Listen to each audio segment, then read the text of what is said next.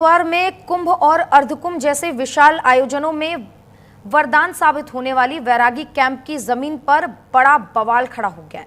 आपको बता दें पूरा मामला क्या है। देखिए 2007 में तत्कालीन डीएम आरके सुधांशु ने जमीन की रजिस्ट्री पर रोक लगाई थी, लेकिन इसके बावजूद जमीन को 3 हिस्सों में बेच दिया गया। इतना ही नहीं, जमीन पर स्थायी अतिक्रमण भी हो चुका है और इसमें एक बड़ा खुलासा ये भी सामने आया कि जिसमें रजिस्ट्री के दौरान 32 लाख रुपए के स्टैंप चोरी की बात सामने आ रही है। अब इस खुलासे के बाद प्रशासन हरकत में आया है, लेकिन सवाल उठता है कि जब रजिस्ट्री से पहले ही यानी कि जब रजिस्ट्री 2007 में ही रोक दी गई थी तो फिर ये रजिस्ट्रियां कैसे हो गई और अब तक कार्रवाई में देरी क्यों हो रही थी। इसमें अभी हमारे पास कुछ ऐसे मैटर्स आए जिसमें जो हमारी कुंभ मेले की जो भूमि है, भली वो बैरागी कैंप में हो या लालजी वाला क्षेत्र में हो या फिर पंतद्वीप में हो, उसके अन्य एरियाज़ में भी कुछ जगह अतिक्रमण की शिकायतें आई हैं। इसमें ऐसी भी शिकायतें आई हैं कि कुछ लोगों ने वहाँ पर स्टैंड बनाकर ज़मीन खरीदी बेची गई है और ये सभी को पता है कि कुंभ मेला क्षेत्र में ऐसा कोई भी कार्य करना अलाउड नहीं है। इसी क्रम में हमने एक सूची बनाई है, डिटेल सर्वे किया है पूरे क्षेत्र का, अतिक्रमण हमने चिन्हित कर लिए। उसमें कुछ अतिक्रमण पक्के भी मिले हैं, कुछ अतिक्रमण कच्चे मिले हैं, उन पर हमने नोटिस सिंचाई विभाग के द्वारा सर्व करा दिए गए हैं। तो बैरागी कैंप में जो फर्जी रजिस्ट्री हुई है उस जमीन पर जाकर हमारे संवाददाता विश्वास सैनी ने मौके का जायजा लिया और दिखाया कि जो जमीन वहां पर रजिस्ट्री जहां पर रोक दी गई थी उसके बावजूद भी यहां पर खरीद फरोख्त लगातार जारी है और न सिर्फ इतना बल्कि अस्थायी रूप से और स्थायी रूप से यहां पर कब्जा भी हो चुका है। ये रिपोर्ट देखिए। अभी हाल ही में जो 32 लाख स्टैंप चोरी शुल्क का जिस भूमि को लेकर ये मामला सामने आया है वो मैं आपको दिखाना चाहूँगा। मेरे सहयोगी से मैं गुजारिश करूँगा, मेरे पीछे जो ये ज़मीन है जहाँ पर ये झुग्गी झोपड़ी पड़ी हुई है, यही वो ज़मीन है जहाँ पर ये 3 पार्ट में इसकी रजिस्ट्री की गई है। ये 3 पार्ट में जो रजिस्ट्री की गई है, इसमें 2 जो पार्टी हैं वो उत्तर प्रदेश की बताई गई हैं, एक पार्टी उत्तरी हरिद्वार की ही बताई जा रही है, जिसको लेकर इन्होंने एक रजिस्ट्री की थी और इसमें 32 लाख स्टाम्प चोरी शुल्क सामने आया था।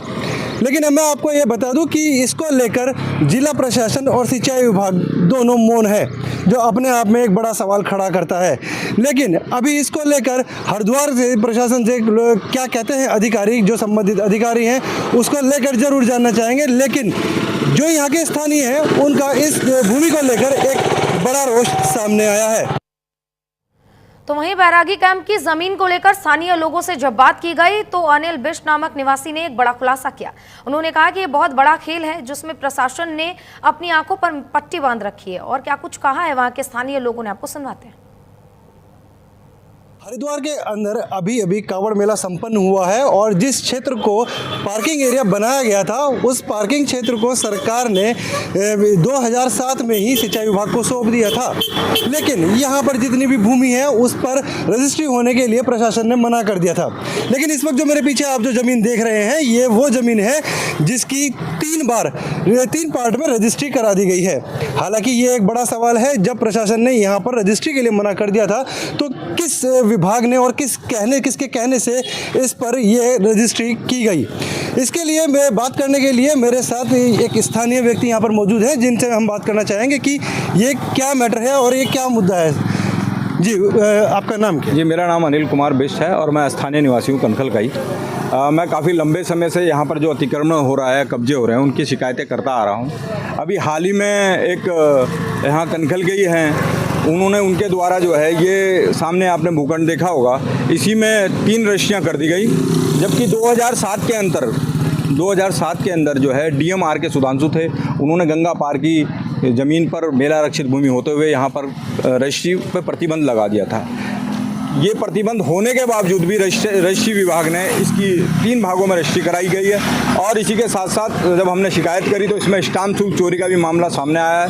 32 लाख रुपए इसमें स्टाम्प शुल्क चोरी पकड़ में आई है। जैसा आपने अभी बताया कि 32 लाख रुपए स्टाम्प शुल्क चोरी का मामला सामने आया, ऐसे कौन से दस्तावेज है जिनसे आपके नज़र में ये मामला आया है? देखिए, उसमें सबसे जो मूल होता है वो रजिस्ट्री होती है।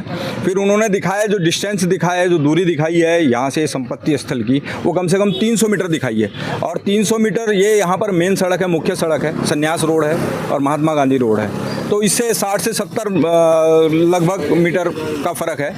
तो उसमें ये सारी चीज़ें आती हैं कि दूरी कम दर्शाना भी जो है स्टाम्प शुल्क चोरी में आता है। तो जिस तरीके से आपने ये बताया कि आपने कई विभागों को इस चीज़ के लिए सचेत भी किया है, कई विभागों में इस चीज़ जानकारी भी दी है, तो विभागों की तरफ से क्या कुछ आपको जानकारी मिल पा रही है जानकारी कि क्या करें? देखिए, विभागीय अधिकारियों की बात करें और शासन प्रशासन की बात करें, एक तो यहाँ के जो अतिक्रमणकारी हैं, कब्जाकारी हैं, उन्हें राजनीतिक संरक्षण मिलता है, क्योंकि ये वो वोट बैंक है यहाँ का।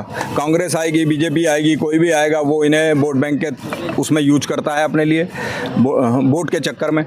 तो यहाँ पर जितना अतिक्रमण बढ़ रहा है वो राजनीतिक संरक्षण के तहत बढ़ रहा है। शासन प्रशासन इस यहाँ जो मेला आरक्षित भूमि है खुर्द-बुर्द होने पर बिल्कुल उदासीन है। 2 दशक के अंदर इतने कब्जे और अतिक्रमण यहाँ हो गए हैं कि आने वाले समय में भी जो कुंभ संपन्न होगा उसके लिए शेष जमीन बच पाएगी, ये एक बहुत बड़ा प्रश्न है। आप क्षेत्रीय विधायक के ऊपर सीधे तौर पर आरोप लगा रहे हैं वोटों की राजनीति है, तो यहाँ पर लगभग कितना ऐसा वोट बैंक होगा जिससे उनको फायदा पहुँच रहा होगा? देखिए, लगभग यहाँ पर 5 से 6 हज़ार वोट है जो बस्तियों का वोट, और ये जो पक्का बैरागी कैंप है इसमें मिला के 5 से 6 हज़ार वोट है, और ये कहीं ना कहीं नगर विधायक के लिए बहुत बड़ी उपलब्धि है ये जो वोट संख्या है। तो ये उसको वोटों में इस्तेमाल करते हैं। और आप जाके देखेंगे आगे तो एक मदन बस्ती भी बसी हुई है। जब आप बद्रीवाला में जाएंगे तो मदन बस्ती के नाम से भी एक बस्ती है।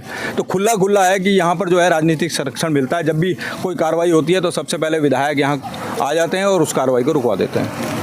जी हाँ, बिल्कुल, यहाँ पर एक बड़ा मामला बिल्कुल सामने आ रहा है। जो ये मेला क्षेत्र भूमि है उसको लेकर 3 बार रजिस्ट्री होना अपने आप में एक बड़ा सवाल खड़ा करता है। साथ ही साथ अभी यहाँ पर क्षेत्रीय विधायक के ऊपर भी सीधे आरोप इन्होंने लगाए हैं कि ये सब वोटों की राजनीति है।